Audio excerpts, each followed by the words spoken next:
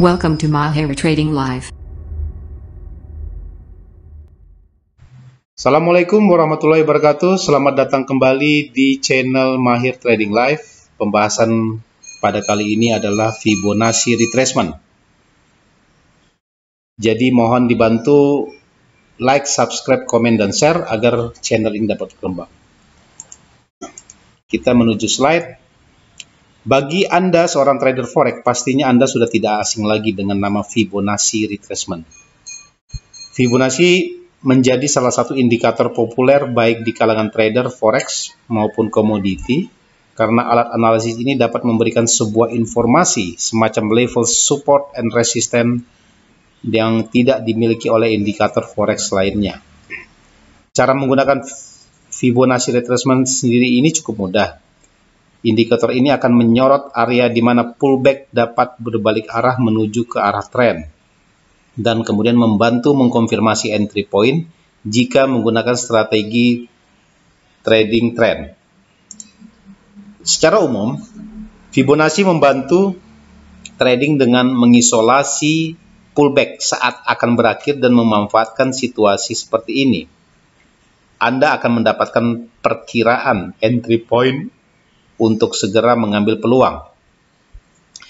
Perhitungan rasio ini menghasilkan angka-angka yang dapat membantu Anda menentukan level entry dan exit. Meski bisa berdiri sendiri, pada dasarnya Fibonacci dapat digabungkan dengan indikator lainnya untuk memberikan hasil yang maksimal. Namun, sebelum memulai pembahasan yang lebih jauh mengenai penggunaan indikator ini, mari kita simak terlebih dahulu sejarah dan pencetus dari tools trading yang populer ini. Leonardo da Pisa, atau yang lebih dikenal dengan Leonardo Fibonacci, merupakan seorang matematikawan asal Italia yang menunjukkan bilangan Fibonacci.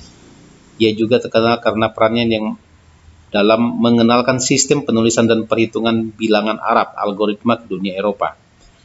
Ayahnya bernama William, lebih sering dikenal sebagai Bonacci. Maka dari itu Leonardo memiliki julukan Fibonacci yang berasal dari kata Filius Bonacci yang artinya anak dari Bonacci. Fibonacci banyak menulis buku, di mana salah satunya yang terkenal yang menjadi tonggak awal penggunaan angka Arab adalah Liber Abbasi. Pada bab 12 buku tersebut terdapat sebuah permasalahan yang mampu mengusik akal sehat matematikawan mengenai masalah kelinci beranak pinak. Untuk menjawab pertanyaan sederhana ini diperlukan ketelitian dan kejelian untuk berpikir. Dari hasil permasalahan ini, Fibonacci akhirnya memperkenalkan deret angka 0, 1, 1, 2, 3, 5, 8, 13, 21, 34, 55, 89, dan seterusnya, di mana rasio ini terdapat dalam proporsi bentuk-bentuk di alam dan menjadi dasar terbentuknya bilangan Fibonacci ini. Kemudian, pada deret tersebut ditemukan rasio yang cukup sering ditemui pada setiap bentuk benda yang ada di alam ini, di mana rasio 1 banding 1, 1 banding 1.6, atau 0.6 banding 1, yang lebih dikenal dengan golden ratio. Tidak sedikit dari para trader yang akhirnya menggunakan rasio Fibonacci ini sebagai alat ukur untuk mendapatkan area-area yang bisa dijadikan sebagai acuan untuk mengambil posisi yang berpotensi menghasilkan keuntungan dalam trading mereka. Swing high. Pada pergerakan pasar di saat uptrend, yang perlu Anda lakukan adalah menarik Fibonacci retracement dari swing low ke swing high. Swing low, sebaliknya, jika pergerakan harga saat itu berada di posisi downtrend, yang perlu Anda lakukan adalah menarik Fibonacci retracement dari swing high ke swing low. Ya, gitu cara nariknya ya. Ada 6 level Fibonacci retracement yang perlu Anda ketahui, seperti 0, 23,6%, 38,2%, 50%, 61,8%, dan 100%. Nah, Anda bisa melihat di sini levelnya ini dinamakan swing high. Swing high itu kalau di supply demand itu rally base drop ya. Jadi dari high-nya, dari shadow high-nya kita tarik, kalau ketika dia downtrend kita tarik dari swing high menuju ke swing low gitu ya. Tapi ketika dia uptrend kita tarik dari swing low ke swing high ya. Nah gitu, cara menariknya seperti gitu. Jadi setiap swing itu ditarik Fibonacci-nya gitu ya. Di time frame berapapun, ya, di time frame berapapun. Sangat simpel. Beberapa level inilah dijadikan sebagai alat area acuan atau referensi dari para trader dalam menentukan area support dan resistance. Di antara level tersebut, level Fibonacci yang cukup populer adalah level 38,2, 50% dan 61,8%. Di kisaran salah satu dari ketiga level tersebut seringkali memunculkan signal buy atau sell dengan tingkat akurasi yang cukup tinggi. Ada fakta menarik di balik level 50%. Level ini sebenarnya bukan berasal dari rasio Fibonacci, namun banyak trader sering memperhatikan level ini. Karena pergerakan harga pada level tersebut memiliki kecenderungan untuk melanjutkan ke suatu arah tertentu setelah melewatinya. Jika harga tembus level 50% mengarah ke atas, maka rally harga kemungkinan akan sampai ke level 0%. Sebaliknya, jika harga berhasil menerobos level 50% ke arah bawah, maka kemerosotan harga kemungkinan akan berlanjut hingga level 100%. Konsep dasar penggunaan Fibonacci retracement adalah mencari peluang buy ketika harga berada di kisaran support dan mencari peluang sell ketika harga berada di kisaran resistance.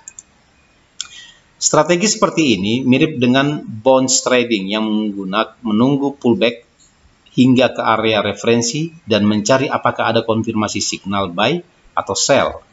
Bonds dalam trading forex adalah momen ketika harga memantul setelah mendekati batas support atau resistance. Jika Anda masih pemula dan belum mempelajari signal buy maupun sell lebih dalam, maka Anda bisa menggunakan Fibonacci retracement untuk membantu membaca pergerakan harga. Ketika pergerakan harga tertahan di area referensi tersebut, maka Anda bisa mencoba untuk melakukan sell ataupun buy. Strategi seperti ini mirip dengan bonds trading. Yang tadi sudah dibahas ya 2 kali. Oke, kita lihat pembahasannya. Nah, dari sini ini kan levelnya ini dari tariknya kan ini dari atas ya, dari atas ke bawah. Nah, jadi ini level 0, 23, 50, 68, ini 50, ini 61. Nah, jadi bisa dikatakan bahwa setiap garis-garis di level ini bisa dijadikan sebagai support dan resistance gitu ya. Contohnya, ketika ini berada di level 0, berarti ini sebagai support 1, ini support 2 ya, ini support 3. Harga naik ke atas menembus support 1, 2, 3, 4, 5 ya. Berarti ada terjadi pembalikan harga dan dia tertahan di support 2. Mantulnya di support 2 gitu ya. Akhirnya dia naik lagi ke atas. Jadi biasanya begitu. Jadi yang support menjadi resisten, resisten menjadi support gitu ya. Nah, selama dalam level ini. Jadi ketika level ini sudah ditembus berarti Fibonacci ini sudah tidak bisa, nggak perlu dilakukan lagi dan Anda harus mapping ulang, men-setting ulang kondisi dari Fibonacci ini ya. Sangat simpel. Nanti kita kedepannya kita buat live trade untuk trading dengan menggunakan Fibonacci. Jadi cukup sekian dulu pembahasan dari kami. Semoga bermanfaat dan tetap semangat teman-teman semua. Gunakan stop loss dan money management sesuai dengan aturan ya. Oke, terima kasih. Wassalamualaikum warahmatullahi wabarakatuh.